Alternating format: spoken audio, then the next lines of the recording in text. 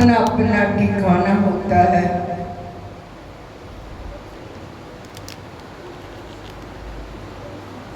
वो एक ही तत्व है जिसका ठिकाना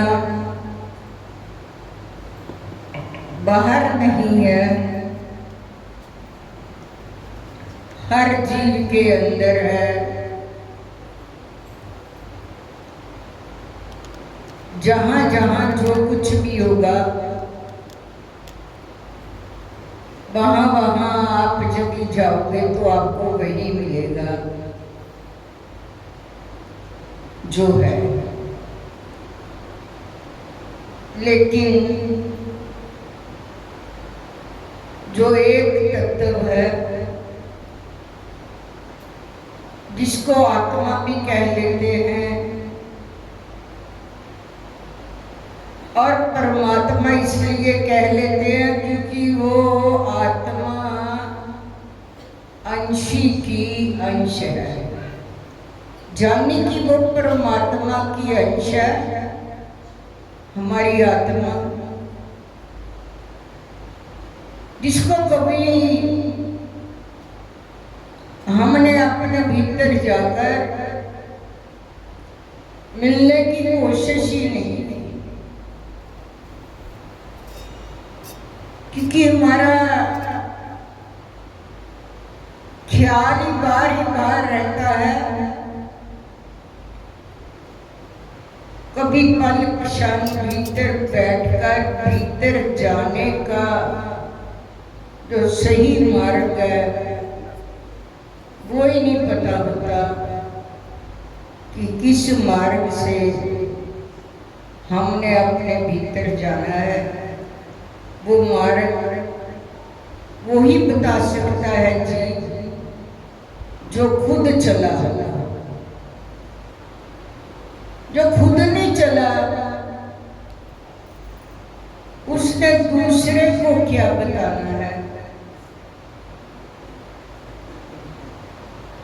तो वो आत्मा जो ईश्वर की अंश है, वैसे तो उसको मिलने के लिए हमें जो लिबास मिला है, चोला मिला है, हमने यही बात समझ रखा है कि संसार में बस बच्चों की पैदाइश हो गई, अच्छा घर बार बन गया, अच्छा खाने पीने को मिल गया। आज मैं किसी की बात कर रही थी भाई जी से कि वो शख्स कह रहा था कि भाई जी मैंने भी दुकान में एसी लगा लिया, क्योंकि एसी के बगैर आजकल कोई रह नहीं सकता। सभी बोल देते गर्मी बहुत लगती है। मैंने कहा गर्मी तब भी थी जब एसी नहीं थे, अब एसी होने की वजह से गर्मी ज्यादा लग रही है। तो वो शख्स कहता है कि भाई जी मैंने दुकान पर भी एसी लगा रखा है, क्योंकि बच्चे ऐसी शर्त करते हैं, बच्चे एसी के बगैर रह नहीं सकते। गाड़ी में भी एसी लगा होता है, घर में भी एसी लगा होता है, दुकान में भी एसी लगा होता है। मैंने भी दुकान पर एसी लगा लिया। बच्चे अपने ऐश में रहते हैं, हम लोग जोड़ जोड़ कर मर जाते हैं। फिर बच्चों के लिए कि बच्चे जो हैं वो सही उसका सब जो करे या ना करे जो उसके हाथ में है, तो हम बच्चों के लिए कितना सोच लेते हैं। वो कहते हैं कि मैंने इसलिए दुकान पे एसी लगा लिया कि हम भी कुछ ऐश कर ले, हम भी अपनी जिंदगी का आनंद ले रहे। मैंने कहा बात तो तेरी ठीक है, लेकिन जिससे मिलना चाहिए, जिसको पाकर आनंद मिलता है, जिसको पाकर जीवन बहुत ही अच्छा लगता है। मैं कई बार अपने बच्चों से पूछ लेती हूँ कि आप बताओ कि हम लोग जब क्लास लगाते हैं बैठकर बातचीत करते हैं, क्योंकि हमने आप लोगों की तो बातें करनी नहीं है, संसार की बातें तो करनी नहीं है। यदि करेंगे तो अपने कल्याण की बातें करेंगे। मैंने पूछा कि आपको अपना जीवन कैसे बदलाव आ चुका है हमारे जीवन में। तो जब बदलाव तभी आता है जब हम खुद कुछ करना चाहें। समझ गए मेरी बात को? जब हम कुछ करना चाहें तभी हम लोग अपने जीवन का कुछ कर सकते हैं। जहाँ पर आनंद है, जहाँ पर सुख है, जहाँ पर शांति है, उस ठिकाने पर तो हम पहुँच नहीं पाते। संसारिक भौतिक पदार्थों में सुख की तलाश करते हैं। भौतिक पदार्थों में आज तक ना किसी को मिला है, ना ही मिलने वाला है। जिसको भी मिला अपने भीतर से मिला है। अपने भीतर जाने का जो तरीका है वो महाराज जी ने हमें बता रखा है कि कैसे अपने भीतर जाया जा सकता है। क्योंकि श्वासों की पूंजी मिली हुई है, बहुत अनमोल है। तो आज भी हमारी बातचीत चल रही थी, किसी बात पर सत्संग चल रहा था। भाई जी कहने लगे कि खरगोश जो है वो तेज तेज भागता है और कछुआ जो है वो धीरे धीरे चलता है। और एक बार उन्होंने किसी जगह पर जाना था। कछुआ धीरे चलता है, खरगोश भागकर चलता है। वो रास्ते में रुक जाता है, चलो भी थोड़ी देर आराम कर लेता हूँ, अभी तो जब पहुंचेगा पता नहीं कब कछुआ अपनी चाल से चल रहा है, कब पहुंचेगा और मैं इस कछुए से पहले पहुंच जाऊंगा, थोड़ी देर आराम कर लेगा। वो सो गया। सोने के बाद वो निंद्रावस्था में ऐसे चला गया। कछुआ चलता रहा और खरगोश जो चलने वाला था वो बाजी हार गया। किसकी वजह से? सोने की वजह से। तो इसी तरह से हम लोग चलते रहे, चाहे कछुए की चाल ही चलते रहे, लेकिन रुकना नहीं है। यदि हम कहे चलो भी आज भजन पर नहीं बैठते, कोई फर्क नहीं पड़ता, अभी तो बहुत जिंदगी पड़ी है, कल को बैठ लेंगे, शाम को बैठ लेंगे। अरे सुबह का टाइम जो मिला है वो कुछ करने के लिए मिला है।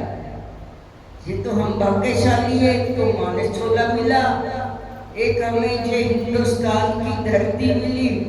कल भी बात चल रही थी कि ऋषियों मुनियों की धरती है जहाँ पर हमारा जन्म हुआ है। हम कितने भाग्यशाली होंगे कि ऐसी धरती पर हमारा जन्म हुआ जो ऋषि मुनियों की धरती है, संतों की धरती है। हमें कुछ भीतर उससे मिलाप करने के लिए कोई ना कोई बात हमें मिली जाती है। तो मैंने इन बच्चों से कहा भी ठीक है, वो तो कछुआ तो अपनी चाल से चलता गया, वो मंजिल तक पहुंच गया। खरगोश निद्रावस्था में चला गया, रास्ते में रुकने की वजह से वो मंजिल को नहीं पा सका। इसी तरह से हम चलते जाएंगे। कछुए में एक और भी बात होती है कि जब भी कोई बाहर से, आपने किसी ने कछुआ देखा है किसी ने? किसने देखा है? बहुत कम लोग, इधर बंदों में से किसी ने देखा है? तो कछुआ जो होता है ना, जब कोई वार करना शुरू कर दे कछुए पर, तो अपने अंगों को अपने भीतर इस तरह से सिर को भी ले जाता है, पाँव को भी ले जाता है, हाथों को भी ले जाता है, अपने शरीर में ही वो भीतर चला जाता है। फिर उसका शरीर इतना बज्जर है, उस पर जितनी मर्जी कोई मार करता रहे, कछुए को कुछ नहीं होता। कि होता है कुछ नहीं होता। उसकी वो खोल ही ऐसा बना होता है कि उस पर असर नहीं होता। इसी तरह से परमात्मा की ओर से हमें भीतर जाने का जब भी बाहर से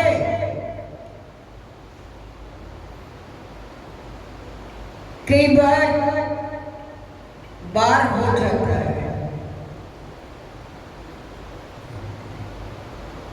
मैंने सुबह भी ये बात की थी कि जब जीव के भीतर कुरीतियां आती हैं, काम, क्रोध, लोभ, मोह, कार, ईर्ष्या, द्वेष जब आता है, जीव को पता चल जाता है कि अब कि मेरे पर वार होने वाला है, मैंने अपने आप को इन चीजों से बचाना है। हम तो उसको जगह दे देते हैं ना, चलो भी कोई बात नहीं, आ जाओ अंदर, आ जाओ अंदर, आ जाओ अंदर। अरे अपने भीतर उसको बिठाकर क्या करोगे? क्या करोगे? क्रोध अच्छी बात है यदि आ जाए, अच्छी बात है। जिसको क्रोध आता है उसको पूछिए, एक क्रोध की वजह से कितना नुकसान हो जाता है। कई बार जीव लोभ के अंदर आकर अपने पास जो कुछ भी होता है उसको भी खत्म कर देता है।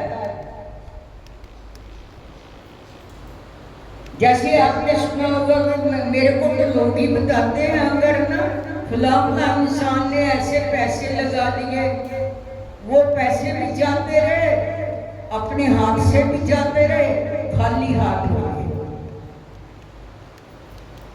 लोग भी इंसान को अपने जो उसके पास जमा पूंजी होती है उससे खाली हो जाता है। ईर्ष्या, द्वेष, अहंकार, ये जितने भी बाहर से वार करने वाले होते, जीव को पता चल जाता है कि अब मेरे पर ये वार हो रहा है, मैंने अपने आप को कछुए की तरह बचाना है, अभी अपने भीतर चले जाना है, अपने ख्यालों को चेंजिंग, बदलाव में ले आना है, अपने भीतर चले जाना है, छुपा लेना है, कहीं मेरी शांति भंग ना हो जाए, मैं अपने जीवन में अशांत ना हो जाऊं। ऐसा जीवन जीना चाहिए। जे मार्ग संत ही बताते हैं, सतगुरु ही बताते हैं, सही मार्ग को जीव अपनाए। जे जीवन बार बार, मैं बार बार भी कहती रहती हूँ, जो जीवन मानो चोले को बार बार मिलने वाला नहीं है, मिला है तो उसको संभाल लो। कछुए भी चाल ही चलते रहो, कभी ना कभी तो अपनी मंजिल को पाई जाओगे। कौन सा खुदा है जो वाह हो नहीं सकता, हिम्मत करे इंसान तो क्या हो नहीं सकता। हिम्मत होनी चाहिए, इंसान हिम्मत के द्वारा अपनी मंजिल को पा जाता है। बोल साचे दरबार की जय, बोलो श्री स्वामी जी।